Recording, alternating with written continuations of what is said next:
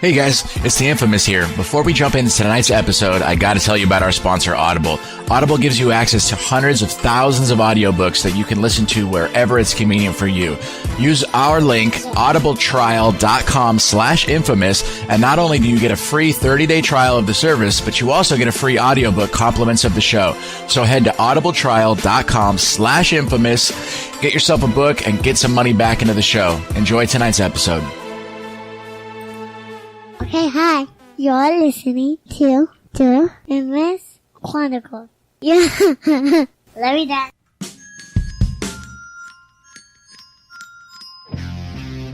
All right, welcome to this week's episode of the Infamous Chronicles. Your roster tonight is going to be myself, the Infamous, Drew, Linda, Casey, Moran, and the return of Psac.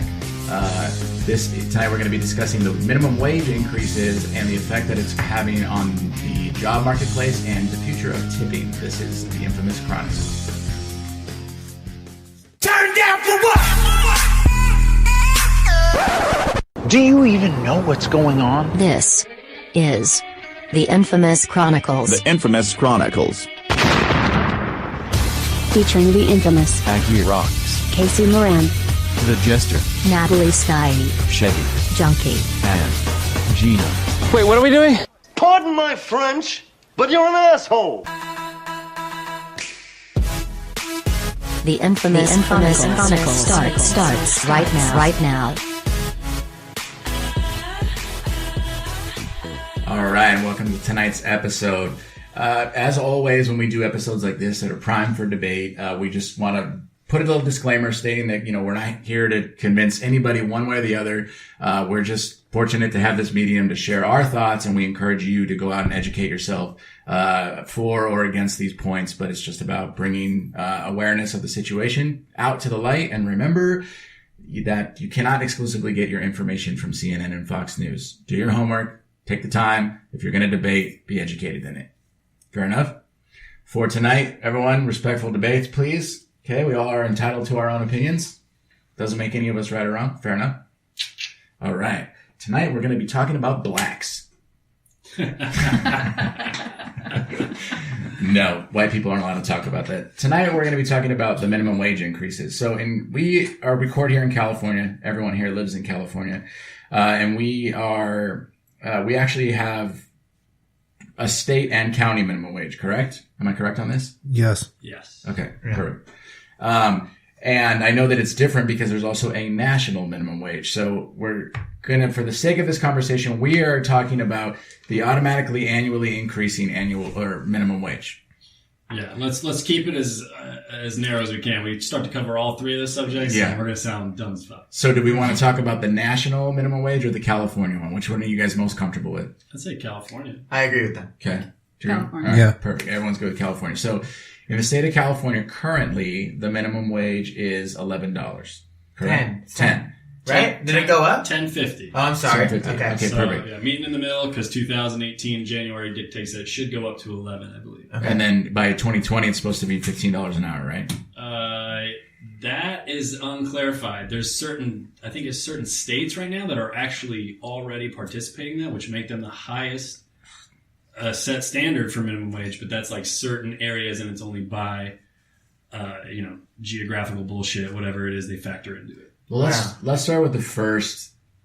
Each of these is we're going to stick kind of the hot buttons on purpose. Wait. I think if it's okay with you, that everybody starts with saying what minimum wage was with their first job. Ooh. So we can kind of gauge now. I think it was $6.75 when I got my first job. $6.75. Sounds about right. Fuck, what were you doing? Working in the food industry? Regal, dude. Movie theaters. Usher. What up? I one time found $20 while cleaning up Passion of the Christ, and I felt kind of bad. But what are you going to do? It's good to be here. Did you give it back? No, dude. Fucking $20. $6, huh? Yeah, 20. I think mine was $6.75. Yeah, $6.75. I think. I think mine was around that too. Mine was $8. Because I was working at Blockbuster. Yeah. So mine would have been, when was I 16? Fuck me. I gotta say how old I am now. $5.75. All right. $5.75. Taco Bell. What about you, B? I'm going to be the last to answer this because now I feel... You are. Everyone else answered. You never had a minimum wage job? No, I mean, like, I did, maybe. My first job was... My first job was Best Buy. Oh, yeah. I worked there, too. I opened the Simi Valley one. What up? 649 kid? You guys like just missed each other, right? Yeah. I was there from 2005 when they opened in 2007. Okay, well, so no, then you were there. That couldn't have been my first job, just based on that statistic. I might have known you. You might. I could have worked for you, but you know what? I take that back. Now it's all coming back. It's all coming back. 675 is just sinking in, isn't it? Paul's Italian Villa was my fucking first job. What a perfect job for in you. Simi Valley. The one on Italian Erringer, Villa. or had it moved already? The one right, yeah. Yeah, the only it's one. the junkyard. No, originally it was on Erringer. The original one was Junkyard. No. Oh, you're right. The original one. Paul's Italian Villa was where moved. Subway is now. It did move. Like the one that you're at, No, Junkyard also moved, but Paul's Italian Villa was originally on the corner of Erringer and LA. Okay, well, I worked there when It was when on the hill. When it was, yeah. So Junkyard. Yeah. that was my first job, and I mean, fast forward through all this bullshit, it was like, I think, $8.75, almost $9 an hour, and I was getting tips. Right. Which is another thing we're going to talk about tonight, so that's perfect. Perfect. So, ranging pretty much from $5 to $8, right? Minimum wage for all of us. Right. Now, next question on the minimum wage thing. Whilst you were making minimum wage, did you live at home? Yes or no? Yeah. P? Yes, whole time. Yes for me. Yes. Linda? Yes. All right. Could you or would you move out making minimum wage? If it's not like Psacs where you have tips, I don't think it's possible. Totally not possible. I mean, it was the furthest thing from my mind at that time. I was only wanting to stash money. I was like, I got my first job. Yeah. Lou? Linda? No. / Lou, depending on what show she's on, sorry. Nope. No? No. Drew? No. No way, right? Nope. No way.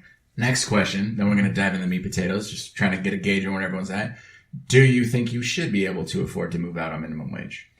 I think it depends on the job, to be honest. Absolutely fucking not. Where's your hustle? Where's your mentality of going above what you can do? If there's a minimum set standard and you know that you can go and beat it, it's all about what you're willing to put forward on the board. I think that... but there are certain things I disagree with, because obviously I hate my wage too. Of course. Right.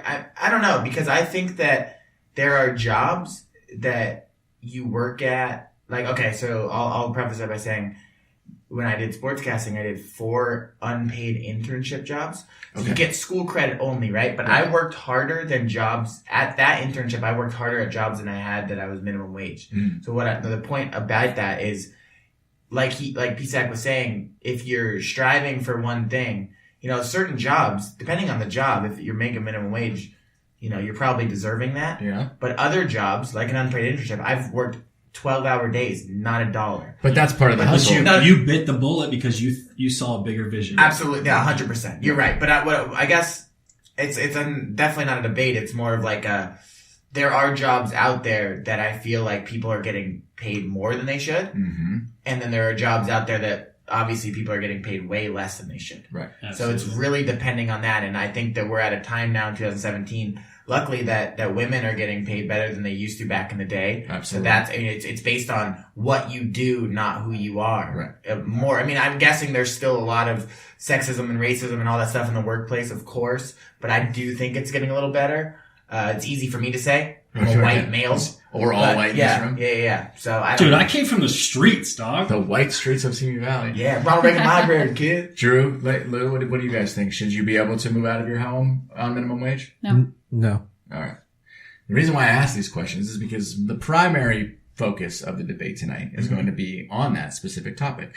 There are people that have demanded and won their argument to have a minimum wage increase, and they are arguing that they can't support their families, they can't support their medical expenses, they can't support their bills, their home on minimum wage, even if both spouses they're in a dual income situation, they're both making minimum wage. The counter argument to that is that minimum wage jobs aren't meant to support families. They're not meant to be lifestyle supporting jobs. They're meant to be platform jobs that launch you into the next thing, like an unpaid internship, things like that. Yeah. So it happens. I'm gonna start with you, Lou, the lady of the room, solo estrogen for the night. If you had been in the workplace now for 15 years? Yeah. About 15, yeah. So at this point in your career right now, if somebody were to start a job and the minimum wage was more than it took you 15 years to earn, and how would that make you feel? I wouldn't be happy with it at all. Can I you- feel like I've worked hard to get where I'm at today. Yeah, I mean, I worked my ass off, starting off at $5.75 an hour at 16. You know, As a woman 15 years ago, too. yeah, and I worked hard to where I'm at today. And for someone who's just fresh out of high school, making just about the same amount that I am, no. Based on a Just- piece of paper from based a on degree. exactly. Yeah. Drew, what about you? Yeah, and I know that you're in an interesting predicament, if you don't mind me sharing it. Recently, you had to relocate jobs and are starting a new career path, but you took a pay cut to do that.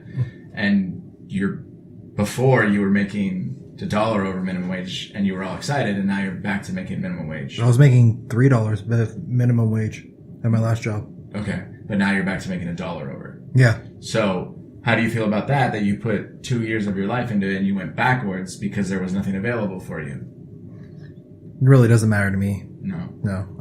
At least I have a job. That's all that matter. Yeah. It's a good outlook. Good way of And I also So- don't think it's necessarily always backwards. Like, in some cases, I've taken pay cuts to work in different fields because I know that the field suits me better. Right. So while you might not get paid in money, you get paid in different things. The field I'm working in now doesn't pay great, but I leave knowing like I did a good job and a good thing, and it's a rewarding feeling. So it's like I know that doesn't really help with like, but can you pay, rent and all that stuff. But what I'm saying is sometimes people relocate, they take different pay cuts because it's like they have sales jobs or jobs that they can't stand, and they're making a lot of money to go to a job where they do like, and if it's just a couple dollars less, but they're happier, then maybe it all kind of works its way out in some ways. Do you know what I mean? I do. Let me ask you this question, Pete. Do you think that a single mother or single father has the right to be upset that they can't support their family on their minimum wage job? Yeah, I mean, I could, sympathize with what that feels like. Imagine, Maybe the right wasn't the appropriate term, but you get what I'm asking. yeah, there's going to be a point in time where that father or mother is going to look at themselves and question what they're capable of doing to provide for their family, and that's a really hard moment. That's a hard pill to swallow. So when you look at your jobs and sometimes what you're forced to take that's out there, because you're not always going to get. There's people who have degrees that can't even get a job in what they're masters at. Yeah. And they can't even get to where they're supposed to get. That's true. So when there's that disadvantage for them, can you imagine the disadvantage for a single mother? Or, that type of stuff. So there is that right to be angry, but there's also that hustle, again, that is expected. There's never anything today given to you. So when you're looking at a set minimum standard that the state sets, and the state's going to fuck you every chance they get, Right. you're going to look at that set minimum, and you need to get over that set minimum and move towards something that's going to be better for you if you expect a better life. Yeah. Yeah. Casey, what about this? If you are an employer and you have employees Yeah. that have remained minimum wage employees and haven't moved up, but they're complaining about their lifestyle that they are or are not able to support off their minimum wage income, how would you feel as an employer? Well, it's hard because you're in a tough spot. You're in a spot where you have this authoritative thing but a lot of times when you're an employer, there's somebody above you saying you can only sign this amount of people for this amount for it to work. So also I do want to. It's not really doesn't work for your question, but I've worked in food industry and I've worked in other jobs, and there are illegal immigrants working those jobs, busting their ass harder than anybody, making minimum wage, and somehow super, at least on a, on some standard, pretty content with their life as much as they can. They might have 2 of those jobs full-time minimum wage, or 30 hours a week each minimum wage, busting their ass more than a lot of these kids out of college are. And the kids out of college, or kids that maybe not even college, but are just, not, that are from here, make more out the gate. And, it's weird because I maybe I don't listen to enough like talk radio or whatever, but I don't really hear any of those people complaining. They do anything it takes to support their family. And I know that has nothing to do with the question. I just wanted to get that out before I forgot that point. Thank you. Well, no, it actually brings up a good point, because try not to bring race into this, but let's just admit Black people. Us white people in this room have always and will always have it better off than any other color that lives in this country. And right, wrong, or indifferent, that's just the fact of the situation. Sure. Yeah, white lives matter too. I'm not saying that they don't. Don't get me wrong. That's a whole nother topic. But we will always have it a little bit better. That being said, however, do you think, because of the point that Casey made where minorities tend to have reasons to work a little bit harder traditionally, that minorities are given jobs that they shouldn't be given based on the fact that they're a minority?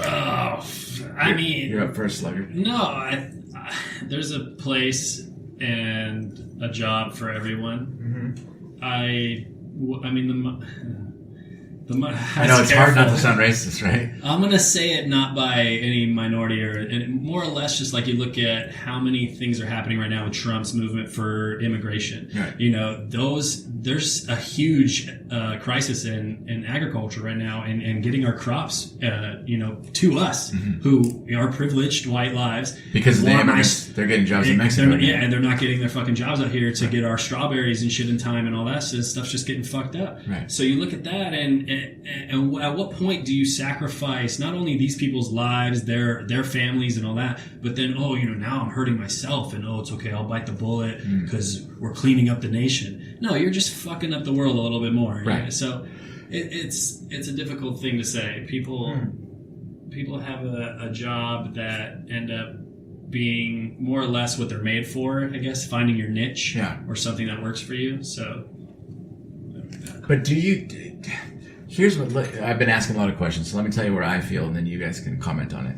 I feel, me personally, this is just me speaking, I'm not speaking for the show or anyone else on it. I personally feel that it really upsets me, this whole movement to increase minimum wage to support lives. And the reason that it upsets me is because, in my opinion, a minimum wage job is meant for high school and college student people or felons that, and not in an insultuous way, like that are rebounding back into society, starting life again. They are jobs meant for the minimum educated people, and not educated in the sense of like smart, educated in the sense of like, I've never had a job before, so I'm going to make the minimum that is required to pay me to learn how to do this job, right? Can I add into this right as you're on that moment? For sure. So I'm not going to name names, but as you say that, right, and I totally agree, it happens. There are those who you're right spot on. But say, for instance, I ran into a client today who was from New York. New York's hard to live in. Right. It's a hard place to live. It's probably the second hardest place to live in the country. Okay. Or I mean the first, and we're the second. 2 kids. Single mother. Comes out to California. So now you see that difficulty right there. You can imagine the price difference, how it's going to be. Tries to come in to get herself going for a loan, right? Needs it to get kind of, get her life started. Some traction. Yeah. And she's living in her car, bro. And can't get a job out here in California because she can't get her licensing and all her shit set up, because when you move and you make those kinds of trips, DMV, all the lag, all the shit, all that stuff that you need that we have because we've been here. Right. It fucks shit up. And you have to have an address to put on the applications and all that shit. And so it hurt her, dude, and it hurt to see her in her position. Yeah. And there's nothing that I could do, nothing that anybody could really do. And you look at, like I say, you got to hustle. Single mom needs to really, 2 steps forward means 5 steps back. Or whatever, it really ends up being this hard snowball effect that she can't get out of. But unfortunately, and I do sympathize with that story, but that's probably the 1% of the argument for minimum wage. I don't know. I think there's probably more than 1% of that. The majority of people that are fighting for minimum wage are the people that are content with not moving up in their life. Yeah. And that's where I have a serious problem with it, because why should people that all they're willing to do is the minimum be entitled to anything when there are people like you guys said that bust their asses picking strawberries in the morning and cleaning. And they're getting way less than minimum wage. Exactly. And they're working harder than 5 minimum wage employees combined. And they're getting up at the fucking crack, 4 in the morning. I agree with that. I mean, generally speaking, minimum wage jobs that, since I've been alive, are entry level jobs for any of that field, whether it's a movie theater or your first job. You look back to your first job and you're like, yeah, I should have got minimum wage. That was a very started, but I knew people at that position that just, I don't want to get into their life because, it's not my business. But like you said, not even that felons, but some people get into drugs or get into a different way of life, and then they kind of have to reset. Refresh. And that's okay too. But I also, it's weird because I think that looking back at 16, and even though like back then, getting, I had no bills and just nothing but money coming in, like he was saying, like Psac was saying, like stacking cash and just spending money, being able to feel good. But you feel good because you're not asking your parents for money and all that. But then sometimes you don't appreciate how good you had it back then. So you get this job, but the people that were way older, like in their 30s, getting the same job as me, they were just happy to have work, even no matter what happened in their life. And it is strange because it's also the people that have it, like, it's not gonna set them well for life, because if they get $15 an hour as their first job, right, and then they continue to get other stuff, but they don't have to really put the work in. They just showed up and just been like, oh, it's my first job and I'm getting this money, and they can support themselves. Right. They don't know the struggle or the value of $1 as much as other people did. Well, the other thing too is that as much of a problem as it is in entitlement, this minimum wage argument, it's also a problem is that we as a country, and I'm sure P in your industry you see this hourly, we live, all of us, every person that resides in this country lives beyond our means. Yeah. All of us do. Whether it be food, makeup, cologne, cars, clothes, whatever it is, we are so ingrained with the keeping up with the Joneses mentality. And even the people, one of them is on this show, Augie, you guys all know, he's probably the closest to legitimately not caring about what people think about it. Anyone that I've ever met. But at the end of the day, even he is subject to wanting nice things. And it's like, so again, circling back to the minimum wage conversation. I think Psac, though, lives beneath his means in the sense that he's smart about where he spends his money. Oh, tremendously, because he... No. From what I know of him, he saves money, he does, so I don't know. He drives a modest car, but he always looks sharp, but he shops intelligently. He always has... Online shopper. Yeah, he has nice things, but he shops intelligently. There is a way to live beyond your means while living within your means. Yeah. But it's not credit. It's not loans. Yeah. It's not coasting on minimum wage jobs and barely scraping by. If you are at a minimum wage job and you cannot afford your life, and again, these are going to all be very broad brushstrokes, okay? I understand that there is an exception to every rule, and I don't condemn anybody that is... I'm not trying to insult anyone, okay? But that being said, for the majority of the people that are making minimum wage, they don't deserve to live beyond their means. And the fact that you're getting credit card offers at 17 years and 363 days old, and you go to your mailbox and almost everyone right before they turn 18 has like 5 credit card offers. Discover, American Express, Visa, $10,000 here, $10,000 here, get a Macy's card, get this. Fuck your whole life up before you're 20. It'll be perfect. You'll love it. And then, good luck with your minimum wage job and getting out of this debt and this problem. Yep. Whereas, if we were to educate students properly and it'd be required to learn budgeting, credit score management, savings, 401k planning, if that was all required before you graduated high school, and then you went into a minimum wage job, how far beyond your means do you think you'd be living? And by you, I mean you as in the audience. Don't you think it'd be an entirely different conversation? Yeah, absolutely. But the set standard for what education is to get yourself out in the world, and where they say you're approved and you got this little piece of paper that you're good to go from high school on, right? Right. Now, here's my diploma on. I'm considered on my own. But up until that point, underneath the nurturing of mom, dad, and all that shit. It's only when you go beyond that high school to college and then continued courses, and then beyond into continued courses, that you're going to find that information that's going to help you get through life. Economics that really goes into deep depth instead Which is ironic, because in order to get into those classes, you're in debt. Yeah. Not always. But okay. What about though? What about people like if minimum wage is X amount, $15 an hour, but that's still minimum wage? Can those people still collect food stamps and all that government shit? And still find the way to get the government funding and still, They can get away with it only because if you have a minimum wage set job and you end up claiming all these other things in life that dwindle your money, that just take from your pockets. So you can still get stuff off the government. Yeah. Yes. And then so how are people going to ever really value? Geez, this is tough.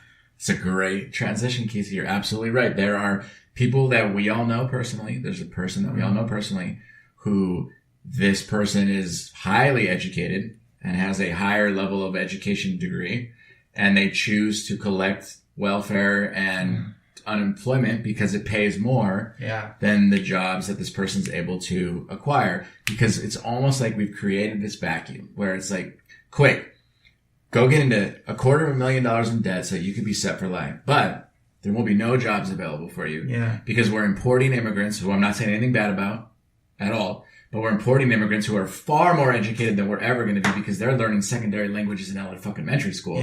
They're coming in, computer codes, robots, machines, artificial intelligence, they're getting it all done. So these people that have just spent $250,000 in debt in 4 years of their life, they're like, oh, where am I going to work? I'll be a fucking security guard till I find a job, or I'll be a waiter at a restaurant till I become an actor. Nothing against actors. Or, you know, all these things. And it's like everyone gets stuck in the until I get there phase. And then they never get there. I'm trying to get there, man. We're all trying to get there, but it's like... It's for my big break. Is the solution to the problem really increasing minimum wage? Or is it doing things like, you know, Casey, you made the point, people taking advantage. Maybe the better solution is drug testing everyone on welfare. No. This is a set standard. Not marijuana. No, this is a set standard. That's a problem too. There's actually people who are very educated in fields that are neglecting to apply for jobs because of the set standard drug tests that they believe are just pointless. It's like if I'm gonna do the recreation. But I'm not talking about jobs. If you're willing to go out and get a job, do whatever the fuck you need to do, unwind. But do you think you should be able to collect free money from the government and still be able to do drugs? Very fine balance there, but at that same point, what dictates it's fair? Because the government's fucking the guy who's getting that high-paid wage job and taxing the shit out of him, or the person who can't make enough money who has to take back from the taxes. That it's a cycle. But how do you feel about your taxes paying for someone else's drug habit who's unwilling to get a job? I mean, I can look at it as an unfairness, but when I again look at it as a cycle, and that somehow, some way, my taxes pays for some kid to eat somewhere, and I remove myself from it, then it's a little easier to swallow. But yeah, I think it depends on how you look at where your tax money goes to, because you can very well look at. This money is going towards the lazy people, or it's going towards like fixing that pothole. Like, I mean, there are not that pothead. But yeah, I think that, that joke bombed. It's good to be here. I think, it's weird because there's also people that decide to not get jobs. I watched this whole thing one time on panhandlers. They were making $100 and something $1,000 sitting around at like famous like Beverly Hills spots or wherever it might be, and then like the camera would follow them, like these hidden cameras or whatever, and they would like have houses and like nice cars, and like they didn't have jobs, but they just panhandled. And now I don't know how common that is now. But, like, you do see now, like, homeless people with cell phones and shit. Like, you do see that. That's true. But, like, and the other, like, an extreme, exaggerated version of the point you were making is, like, I just had to do 5 days on Fremont for work. Yeah. In Las Vegas, right? And you walk down that, and it was weird. I had this very 50-50 divided emotion. 50% of my emotion was like, fuck, these poor people. So sad. You know, like, these people where there's, like, 4 black kids dancing to a garbage pail being drummed on, you know, and they're like 8 years old, and I'm like, fuck, that's 110 out there. Yeah, I'm like, that's so sad. But then the other 50% of me is like, fuck, these guys are working harder than I am working at my air-conditioned office. Right. And so, but why do they have to do that? And do they have to do that because they don't qualify for minimum wage because of their habits, like P said, or because of their address, like you said? We might not know. I mean, that's stuff behind the scenes that, you know, you're not privy to this information. You're not, you know, behind closed doors. I know you guys pretty well, but I don't know everything, and you're not going to know everything. Me, I'm pretty open book, but even then, there's stuff I don't tell people. So there's stuff that people are ashamed of, or whatever it might be, that you're never going to know. And there are people that work minimum wage jobs after their masters, you know, just to get out of debt. Like, you know, I know a guy that had his masters and he had a regular job, and then he would like at night go deliver pizzas. But that's part of like the hustle. That's the hustle. No, 100%. But what I'm saying is, like, at the end of the day, it's like you're never gonna know what somebody goes through, or the things that they might be working for, whether it's taking care of their parents or you know, getting out of a DUI. There's so many things, and it's like, I don't really judge that. I just judge on, like, if I work with people, I just want people to work hard and do their job. Right. And I think that they should get paid.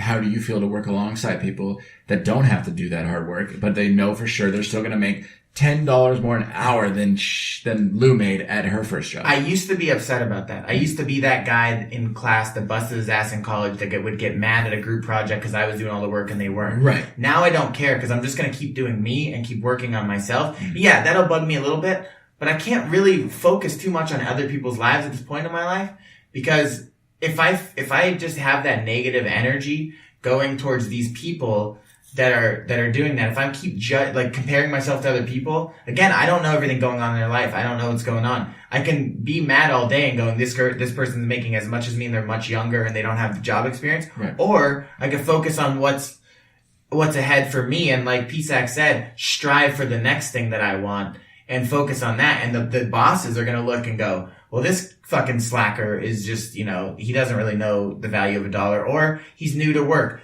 But Casey's busting his ass and he wants the next thing. So you can look at other people and be mad, but I think it's just like taking negative energy, putting it out in the world that we already have enough negative. Right. And just focus on yourself as best as you can and just take the next thing ahead and in front of you and just try to continue to move forward and not look back or even look too much in the future if you can. Well, that leads us to the next topic. The evolution of this minimum wage argument is tipping.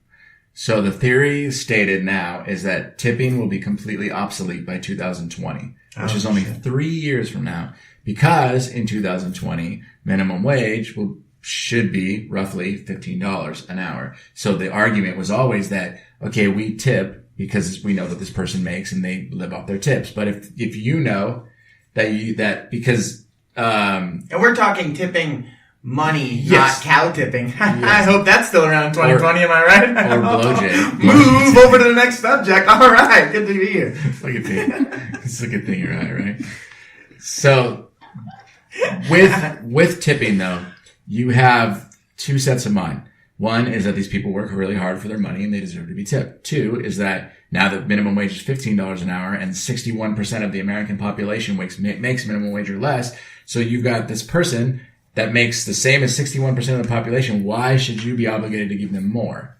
So that's the thought process about why tipping will be obsolete. So we have an interesting kind of group here because half of us, I think, have worked in food and half of us have not. Am I correct? I think only you, we've never worked in food and you guys have, right? I've worked in food. Oh, so just... Yeah, he's at Paul's Italian Villa was his first job. So Lou and I have never worked in food, and then Casey, P, and Drew have all worked in food. So let's start with this. P, you gave it to me on the phone and I didn't know it, so give us the quick 30-second of where tipping came from, because I found that very interesting. Okay. So tipping originally came from, I think it's in prompt time or something like that. So timely in prompt or something like that. And it comes down to where when we had our drinks during like the 17th century, Boston Tea Party, when everything was kind of restricted, they wanted the drinks faster because it was so hard to get. So when they gave a little incentive for the woman to go get their tea or their drink, they would slip her a bill and she would end up go getting it faster. So that was really where it started. And then from there, it just became food industry. And now it's evolved to the point where they get paid more off tips than they do off their wages. Yeah. Or neutral. I'd say neutral. I mean, working in the food industry doesn't, because there's those people who don't tip well. Yeah. I'm one of those. It's people. all average. Well, it's all averages. So it's like, and there's stereotypes on tippers and all that shit, but like bartenders, I know bartenders that make like a good amount of money, but they also have to deal with so much shit. And they do make a good amount of money and stuff, but there are people that, waiters and stuff, that are like, this race is known to not tip, or this, or even regulars. This regular is not known to tip. Yeah. And then it all averages out. So it's like, you have one regular that tips $100 every time on a $10 bill. Great. But then you have somebody that has a $100 bill that tips 10, there's the change left. So that shit averages out. And then it makes you age terribly when you're working in that industry, because it's just like, you really lose hope in humanity, where it's just like you see people that. But it's almost like you're hungry for whatever they're going to give you.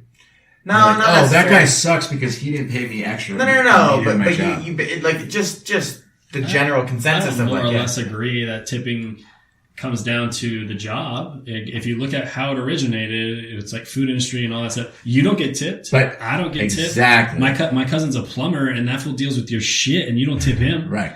So that's my point. And like When I drove Uber, I didn't get tipped. I know they do now, but they didn't before. Cab drivers, they have optional tips. No one ever fucking tips a cab driver. It's not true. I tip all the time. I don't take cabs, but when I did. The guys that wash my car, the gardeners, I don't tip any of these people because here's me being fucking middle-aged white Jay. This is my thought process. If you chose to have that job, then you chose to have that wage.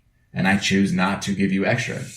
That's so difficult because you look at yourself as you have to humble in the moment to where what happens when that's stripped from you and you're no longer that person. What what's stripped from me? That title, that job, that wage. What happens when you're one of those guys that's struggling? I would rather give a stranger with a fucking heroin needle in his arm on the street, I'd rather give him $100 cash than tip a fucking waiter $10. Wait, hold on. But what if? I think what he's saying. No, that's what I'm saying. You got to humble yourself at that point to where you think people are choosing this. This is where I say the hustle's different. Yeah. The hustle for someone who's struggling and really dealing with that hardship is different from someone who's just lazy, smoking weed, chilling. It's a good point. Someone like myself. But I agree. I feel where you're coming from. But at the end of the day, the person has selected that as their employer. That's what I disagree with because I think that.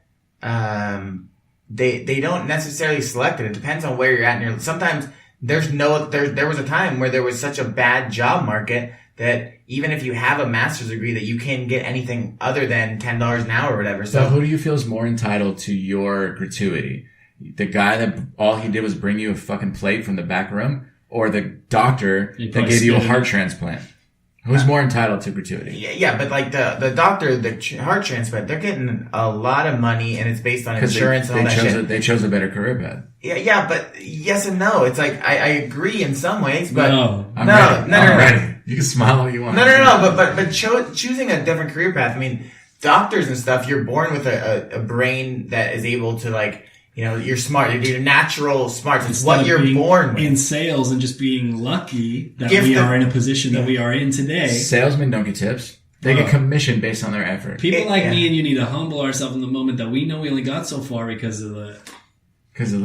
Is that a vagina joke? Because of the tongue, dude. The twist of the tongue. It's not has anything else to do that we're... And I agree with you. So why can't the waiter who's delivering plates, that's what he's doing. That's his job. He's taking your words, giving them to someone else in the back, and then bringing the solution to that back to you, right? It is literally the same fucking job as you going to Best Buy and being like, I want that TV. And then the guy goes and takes that TV, puts it on a cart, and brings it over to you. That's the same job. Yeah. But they break it off. That waiter has to break off that chef that made your bomb food. Again, not my problem. That busboy that cleans it after you. I'd rather tip host I'd rather tip the cook. And often, if I really like the meal, I will tip the cook directly.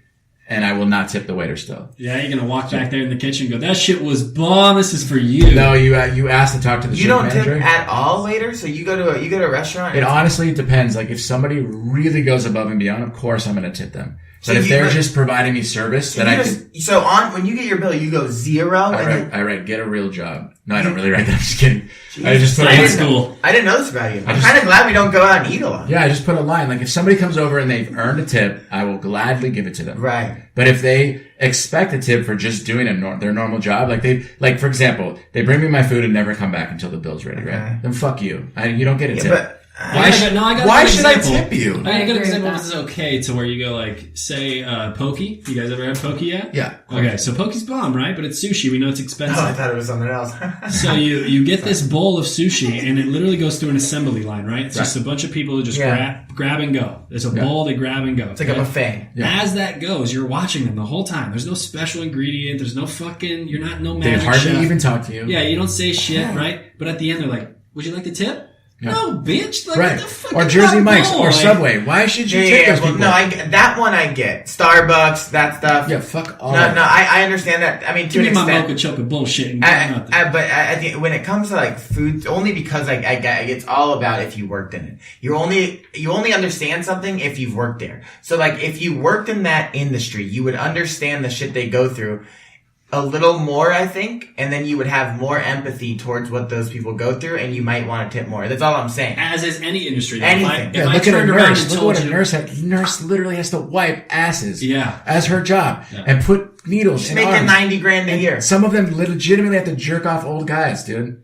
Every single one of us. What nurse is jerking off old? That's a real thing. That's a real thing. That's a thing? My grandpa had to have it done. It's a real thing. Every single one of us here knows that if someone heard the in and out of what you do on a daily basis versus what's on the job description, right? And you heard it and you're like, oh my gosh, they don't pay you enough. Anybody, right? Anybody, right? Like a roofer, fuck that job. Those guys, or anything Augie does for a living, any of the 90 fucking jobs he transitions through on the regular, I would not do any of them. No, I get it, but sometimes, and I'm not using Augie as an example, but sometimes people just take these jobs because that's what they need at that time. And I think what Psac was saying earlier is when you were talking about like, I'm not going to tip the gardener, that I whatever, that's your own. That's why his grass is fucked up though. I know. That's why his shit's fucked up. Well, the other thing though is like, but I think what he was trying to say is like, what if you no longer have the job you have and you have to have that job? Wouldn't you think of it differently? I wouldn't have that job. I would drive Uber and collect unemployment. No, see, so what? Basically, the turn of the twist, like a normal fucking white person, is if you had to say you're this baller executive, and then all of a sudden it's switched out on you. Right, it's taken away from you. So you're looking at it more as from a karmatic angle. Well, you can look at it any way you need to, but if you had the money you have now versus where you would be, like when you're down and out. Anyone's had this moment. You, of all people, know down and out. I got fired the day before my daughter was born. So there you go. When those moments But you know what happened when I'm down and out? I come back stronger. That's every single time. That's the hustle, baby. Yeah. But why should I pay to support people that are not willing to hustle this exact same hard that I'm willing to hustle? There's not a right to that. There's no right to that, but it's not because you have that right. And it sucks because I have a lot of friends that are in the food industry, so I feel like a dick saying anything. Don't get me wrong. Morally, it's very ambiguous for me. But at the end of the day, my principles are, I've worked harder for my money than you are willing to work for yours, so why should I pay you any extra, especially now knowing that you make half of what I make at the minimum wage? I don't know. That goes back to not knowing if... I'm sorry. No, go ahead. Go ahead. Yeah, you go ahead. I was just going to say, because I recently spoke with someone who is a waiter, and he has to share his tips, like with the bartender. Again, that's his problem. But he's a college student, so he's going to college, but this is what he's doing on the side. So basically, he's got to get a resume built, right? He's got to have something. Because he's chosen to work while he's in school, I am responsible for supporting his education. Is that what? No, I understand where you're coming from. But you just said about earlier. They get to respect taxed. the hustle. I do respect the hustle. They get taxed. But what I don't appreciate, like as an example, let her get it. Sorry. They get taxed a shit ton. Yeah, like, of course, because it's considered bonuses, just like a sales commission. So off their paycheck. Right. You know, like they could make $15 an hour, but at the end of the day, after let's say the average waiter makes $26 an hour.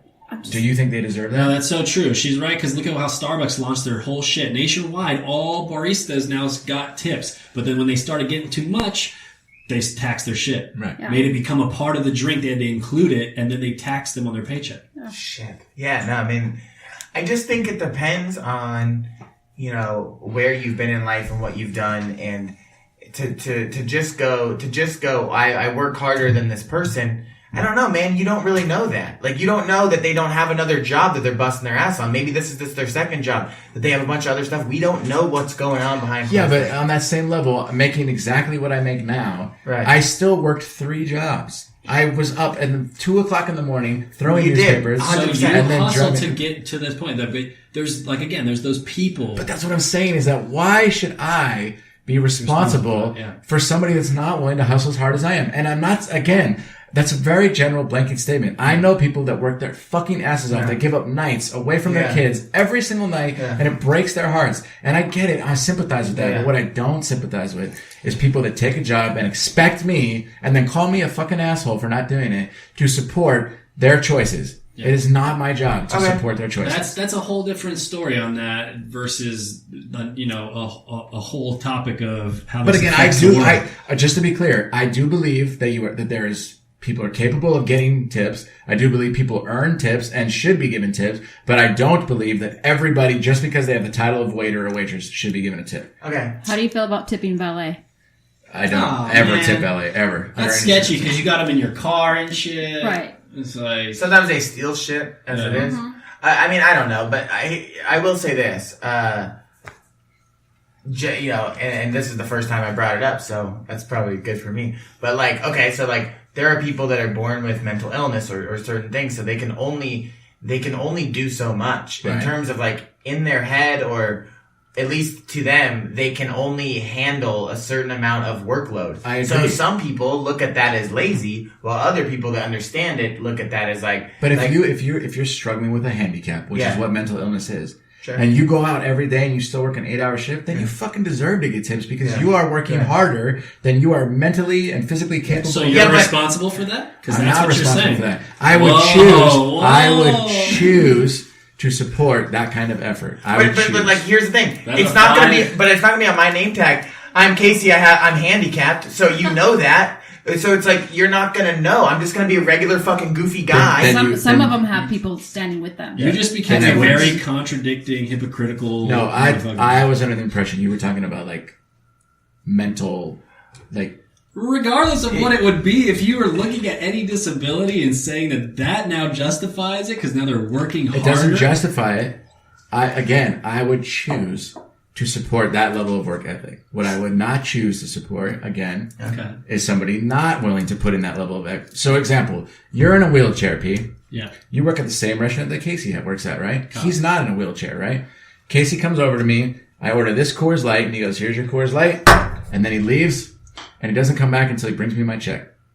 You, on the other hand, you come over in your wheelchair with a fucking tray with this Coors Light on it and a cup with ice in it and a chilled mug, and you go, "Hey, I didn't know which way you'd want this. How do you like to drink your beer?" And I'm like, "Oh, I want it in that mug." "Okay, perfect. Here you go. Here's your mug, blah, blah." And then you go in the back, then you bring out my food, and then you come back and you go, "Hey, how are your drinks? How's everything going?" Right? Who would I tip?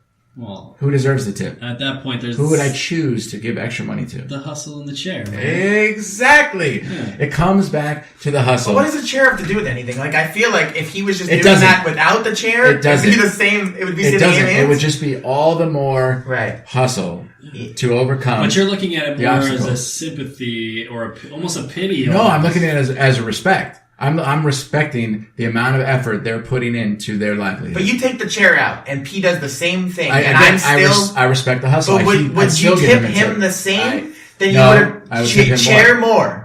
No, the same as you. No. The chair exactly the same. But I would purposely tip him more than you. But if he's in a wheelchair, rather than he get the same tip as somebody walking. He would. Okay. Yeah, same amount of effort. Okay. I'm just trying to. What if I was missing a leg? Same amount of effort. Same amount of effort. Because the restaurant will be IHOP. If you go down the slope of you should tip people, right? You go down the slippery slope. You get into stuff like how Linda said. You get into valet people, gas station attendants, the people that clean your hotel rooms, Uber drivers, Lyft drivers, host and hostesses, bartenders, DJs, wedding planners. All these things Subway, Starbucks, should any of those people get tips? Let me tell you this. In my opinion, no. Okay, okay. Let me just say this, and this is a little off topic, but the worst job that I know of is the guy that cleans the cum at a whorehouse. Gets $1 to clean the cum. I swear, I'm just throwing it out there. This was all serious, kind of. Until No. What I'm saying is that person's getting $1 to have the worst job there. He's literally, or she, cleaning just the cum at a whorehouse. Yeah, maybe he gets extra special. And she makes bad choices, obviously. I don't know. Do you know that? Yes, she works at a fucking whorehouse cleaning cum. We don't know. My point is, you don't know how they got there. You clearly don't know how she got there, but there's a lot of bad choices that probably led. A lot of bad choices led to that. I just wanted to throw out dirty jobs. A little Mike Rowe action. It was getting a little hot in here. I was thinking Mike Rowe for sure. Here's where we've gotten to. You can't say tipping's bad. You can't talk about anything that's not white if you're white. You can't talk about anything that's white if you're not culture white. is a fucking everything. wreck now. It's like we demand diversity, but at the same time we demand PC, and you can't have fucking both. It's not true. There's a big movement now with all these things happening to where they'll show up at protests with big white marches of people, and they'll actually push against the riot police, and they'll film it versus if you saw Black Lives. Yeah, exactly. But like this whole thing that everyone's all butthurt about in Virginia, right? These white people and they're nationalists with the Confederate thing, and then a fucking white guy drives into the crowd, right? And it's this huge racist blah, blah, blah, blah, blah, right? But if that was a group of any other ethnicity, it wouldn't be racist. Yeah, of course not. It's only because it was white people. Well, it's because it could be a daddy's lawyer. It's white people. It's a higher likeliness. Dumbest group of people ever. White people are stupid. We need some light in this. Yeah. This is too much going on. Anyway, so back to the tipping. So what I want to conclude with is this. How much, we talked about minimum wage increases. Yeah. We've talked about tipping. How much of a person's livelihood, in each of your opinions, each person gets, like, let's say everyone gets a minute to share their opinion. How much of a person's livelihood is dependent on themselves versus dependent on their environment? Casey, you go first. That's tough because it's like, I mean, I don't know. I think a lot of it is dependent on yourself. Like, you know your limits, and you need to show up every day and give it everything you have to do your best to support yourself and to do that. But I think also the environment in which you live in sometimes isn't always your choice. And so it's a fine line. I think it really depends on if you're in the right mental state and you're in a place where you can apply yourself the best you can, then there is no excuse to not kind of go above and beyond and to get to that next level so you can be a functioning member of society. I think that whether you like life or not, you should do your best to support yourself and we do live, I mean, maybe people can agree, and this isn't the podcast for it, but about being a free country, like, America still is fucking awesome, and we still, there are a lot more opportunities than so many other places have. Absolutely. So you can just, my thing is, and maybe this is the answer, but I just want to appreciate all the opportunities I have and apply myself the best I can during that time. And when I have this depression, fight it the best I can now that I have this full-time job, but it's just enough hours to get full-time and I have my benefits now. Like, I'm so grateful for the opportunity. The money's not, I've made way more before, but I'm so grateful and I feel so good leaving it. And I feel like I'm going to get in that place where I can help more people with mental illness doing this podcast, discussing depression and motivational speeches and all that. So it's like, to answer your question, it's just, I'm going to continue to apply myself and do everything I can and not really worry about the other people. Mm-hmm. And the environment around me is going to happen regardless of if I'm worried about it, and just keep moving forward. Keep trucking on. Pretty solid answer. P? Oh, I'm not next. No. No, you just... Do you want to go last? Probably. All right. Definitely not now. I really don't have much to say, but I agree with everything Casey just said. You know, I work hard to where I'm at today. I wake up every morning and, like, I got to keep this roof over my head, you know. I do. It's getting expensive out there. Yeah. But and you have a son to provide for too. I'm a single mom, and that's a struggle in itself, you know. But we gotta do what we gotta do just to make ends meet. So. Sorry, excuse me. Joe, how much of your current situation do you think is product of your effort or product of your circumstances and environment? Well, I'm still, I'm 23 right now. Yeah. Most people do not expect a 23-year-old to be out of their house.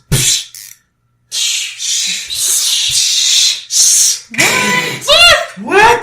Nigga, what? No, I agree right now. No, I'm kidding. We're kidding. Yeah, why did you just... I didn't shh at all, dude. I get you. Thank you, Casey. Okay. Do you want to go after me or before me? I'll go after you. I believe that it's probably 70-30. That I believe that circumstances manufacture people, good and bad, but you can choose to interpret your circumstances differently. For example, if you live in a horrible environment, you can either accept that as that's your life and you're just never going to get better than that, or you can choose to demand better for yourself. So they kind of go hand in hand. So 70% of you has to be willing to change your environment and accept what you've learned from your environment. Because even people that grew up in the meanest streets, like in Detroit or, the Compton or whatever, there's still lessons to be learned there that can apply. Eminem is a perfect example. Yes. Guy's richer than everyone in this room combined for our entire lives in 1 year. He's so G. Yeah. So I just, I sympathize or I empathize with people's struggle financially and supporting their families, and I fully support anyone that's giving 110% to the day and then coming home short to their family. That's sad. It's awful. And we need to do better as a country. But what I do not support is anyone that gives less than 100% and comes home to their family and bitches about it. That I have no tolerance for. Fair enough. So that's where I'm at. I can't be any clearer than that. This is the deepest I've got on a fucking Infamous Chronicles at quite the time. I guess, yeah. I'll keep it light then. I mean, on that note, I'll shout out to all you hustlers out there, single ladies, moms, single fathers, all those out there that are struggling and trying to get past that barrier, even though you're faced with all that bullshit. Keep going. There's those out there that want to help you. Yeah. Don't give up. On the side note to that, those who are being lazy and working the system and all that shit, shame on you. Fuck you. And I think honestly, and I hope that comes back to bite them in the ass. It will. It will. Karma will come back around, but at the end of the day, you got to focus on you. Yeah. Keep striving. Those 2 steps back doesn't always mean that you're not going to take those leaps forward. Just stay strong. Yeah, nice. It was like a fucking mixtape at the end. One shout out those single ladies, call the cool cats up there on the West Coast. West Coast. All right, that is going to do it for us this week. Thank you so much for joining us. Next week, we are welcoming Chevy back into the studio. She's going to be choosing the topic with Linda. Natalie's going on hiatus, so that's why you didn't hear her tonight or next week. She'll be back in 2 weeks. She's going to see this totally badass lunar eclipse, solar eclipse. And we look forward to hearing about it when she comes back. So next week, you've got Chevy in charge. Then the week after that, Natalie's going to be in charge of the show. And she's going to talk about energy and this awesome sound healing thing that she's doing and her experience in Idaho. And early shout out to P, because you probably won't hear him again until December-ish. And happy birthday to you, my brother. Woo! No, one more year till 30, right? No, 2 more years. 2 more? Fuck. Okay, my bad. Dude, shit. All right, this has been the Infamous Chronicles. Have a good night. Hi. If I was you, I'd wanna be me too. I'd wanna be me too. I'd wanna be me too. If I was you, I'd wanna be me too. I'd wanna be me too. I'd wanna be me too. Thank you for listening to this week's episode of the Infamous Chronicles. Our show is produced by Jeremy Elder, talent acquisition is done by Casey Moran, and operations directed by Paul Sinacori. This show is copywritten Infamous Works, LLC, 2016. All rights are reserved. All of our guests appear signed via waivers. We don't own the rights to any of the music featured on our show. We are just fans of it. Visit us at infamousworks.com or call our offices at 844-4-INFAMOUS.